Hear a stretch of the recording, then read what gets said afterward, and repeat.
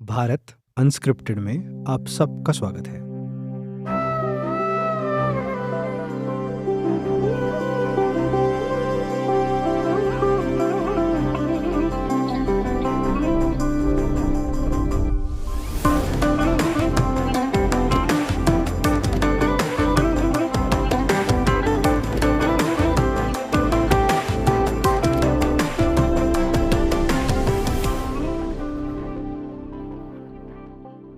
हमारी पिछली काशी की कहानी में हमने जाना था कि कभी एक ऐसा समय आया था जब भगवान शिव अपने ही शहर से दूर हो गए थे और उसमें वापस आने के लिए, वहां हमेशा के लिए बसने के लिए उन्हें बहुत सारे एफर्ट्स लेने पड़े थे।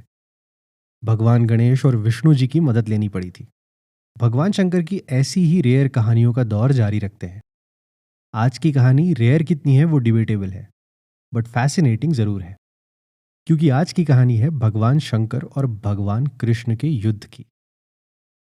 कैन यू बिलीव, एक ऐसा समय था जब इन दोनों को एक दूसरे से युद्ध करना पड़ा, वो भी पूरी सेनाओं के साथ। ये युद्ध का कारण बना एक बहुत पावरफुल असुर, बाणासुर। ये भक्त प्रहलाद का वंशज, यानी डिसेंडेंट, मतलब हमारी जय और विजय की कहानी के हिरण्यकश्यपु का वंशज। Banasura was an intense devotee of Bhagwan Shiv. जब भगवान शंकर ने तांडव नृत्य किया था तो बाणासुर मृदंग बजा रहा था। उससे खुश होकर शंकर भगवान ने उसे एक वरदान दिया कि बाणासुर को जब भी जरूरत पड़े शिव उसके साथ खड़े होंगे। जरूरत आने पर उसके साथ युद्ध में उतरेंगे। शंकर भगवान ने वरदान के तौर पर बाणासुर के हाथों में इतनी ताकत दे दी थी कि उसे कोई हरा ना सके। ऐसा कहा जाता है कि वरदान के बाद उसमें 1000 हाथों की ताकत आ गई थी।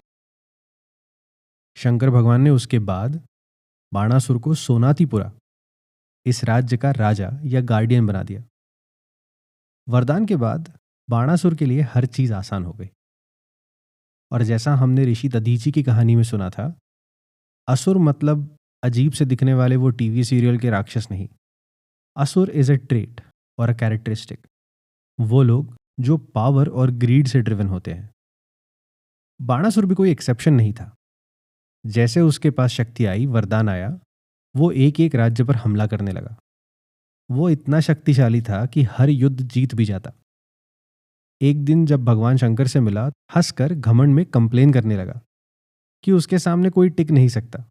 ऐसा कोई बचा ही नहीं है जो उसके 1000 हाथों के बल का सामना कर सके। बोल रहा था कि ये इतनी बड़ी ताकत उसे बोझ लगने लगी है। शंकर भगवान ने कुछ कहा नहीं, पर वो जान गए थे कि जब अपनी कैपेबिलिटी और अपना वरदान बोझ लगने लगे तो डाउनफॉल निश्चित है। बाणासुर का डाउनफॉल भी निश्चित था, और उस डाउनफॉल का कारण बनी बाणासुर की अपनी बेटी Usha. She fell in love with a young man, Aniruddh, और वो दोनों एक दूसरे के प्रेम में साथ रहने लगे। जब बाणासुर को यह बात पता चली तो उसकी सेना अनिरुद्ध के साथ युद्ध में कूद पड़ी। अनिरुद्ध फॉट ब्रेवली, बट इस असुर की पूरी आर्मी के सामने अंत में हार गया और बन गया बाणासुर का बंदी। But little did Banasura know, Aniruddha भगवान कृष्ण का पोता था, ग्रैंडसन। जब तक ये सब कुछ सोनातीपुरा में घट रहा था, तब तक पूरी यादव सेना, कृष्ण और बलराम अनिरुद्ध को ढूंढ रहे थे। 1 महीना बीत गया, लेकिन अनिरुद्ध का कुछ पता नहीं चला। तब नारद मुनि ने यादवों को बताया कि बाणासुर ने सोनातीपुरा में अनिरुद्ध को बंदी बनाकर रखा है। बस जब कृष्ण को यह बात पता चली तो पूरी यादव सेना कृष्ण और बलराम के नेतृत्व में सोनातीपुरा पर आक्रमण करने आ गई। इस बात के लिए बाणासुर रेडी नहीं था। उसे तो इस बात का अंदेशा भी नहीं था कि जिसको उसने बंदी बना के रखा है वो खुद भगवान कृष्ण का पोता है। पूरी आर्मी देखकर, खुद भगवान कृष्ण को देखकर अपने 1000 हाथों का बल उसे कम लगने लगा। ये पूरा नजारा देख बाणासुर गया भगवान शंकर से मदद मांगने। And as promised, Shiv Banasura के साथ खड़े हुए and the battle for the ages started. भगवान कृष्ण, बलराम और पूरी यादव सेना एक तरफ, भगवान शिव, बाणासुर और उनकी सेना दूसरी तरफ। दोनों सेनाएं एक दूसरे के सामने आकर टूट पड़ी। पर जब भगवान शंकर और कृष्ण एक दूसरे के सामने आए तो नजारा कुछ और था। पृथ्वी कांपने लगी। शिव नंदी पर सवार, हाथ में त्रिशूल, आंखों में तेज, जटाओं से जैसे गंगा प्रवाहित हो रही हो। सामने कृष्ण गरुड़ पर बैठकर सुदर्शन चक्र के साथ चमक रहे थे। इन दोनों को देखकर दोनों सेनाओं के सैनिक कुछ देर के लिए भूल गए कि वो किस सेना का हिस्सा है या फिर वो युद्ध में है। बस इन दोनों को देखते रह गए। शिव जी ने अपना अस्त्र छोड़ा और कृष्ण ने अपना।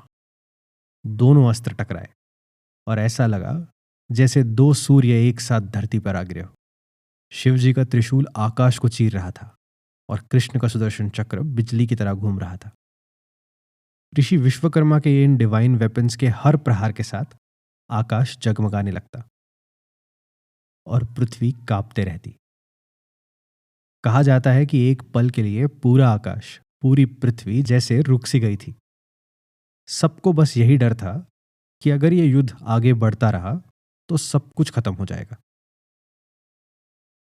पर when it comes to strategy, भगवान कृष्ण जैसा कोई नहीं।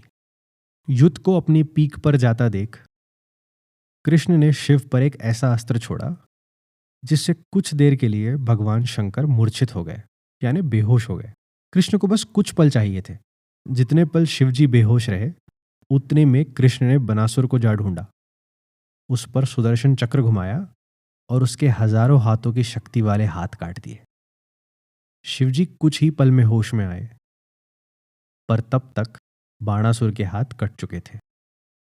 बाणासुर कृष्ण से हार चुका था। युद्ध में परास्त देख शिवजी ने कृष्ण से निवेदन किया कि वो कम से कम बाणासुर का वध ना करे, और कृष्ण शिव के आदर में सर झुकाकर रुक गए। युद्ध खत्म हुआ। युद्ध के खत्म होते ही अनिरुद्ध बंदीवास से मुक्त हुआ और बाद में बाणासुर की बेटी और अनिरुद्ध का विवाह हो गया। शिव के वरदान से और उनकी मदद से बाणासुर सोनातीपुरा का सम्राट बना रहा, पर बिना बल के, बिना ताकत के। ये कहानी इंटरेस्टिंग है फॉर टू रीजंस। एक तो ऑब्वियसली भगवान शिव और कृष्ण का युद्ध, पर दूसरा बाणासुर का डाउनफॉल। उसने सब कुछ अचीव किया पर कंप्लेसेंट हो गया। अपनी कमाई हुई ताकत को बोझ समझने लगा। हम भी ऐसे ही बहुत मेहनत करके कुछ पा लेते हैं और फिर उस अचीवमेंट को बोझ समझने लगते हैं। बहुत कैजुअली कंप्लेन करने लगते हैं कि हमें बहुत काम है, या हमें बहुत पढ़ाई है, या हम पर बहुत जिम्मेदारी है। इस कंप्लेंट को नलिफाई करने का कोई ना कोई तरीका यूनिवर्स ढूंढ ही लेता है। अगली कहानी में जल्द मिलते हैं।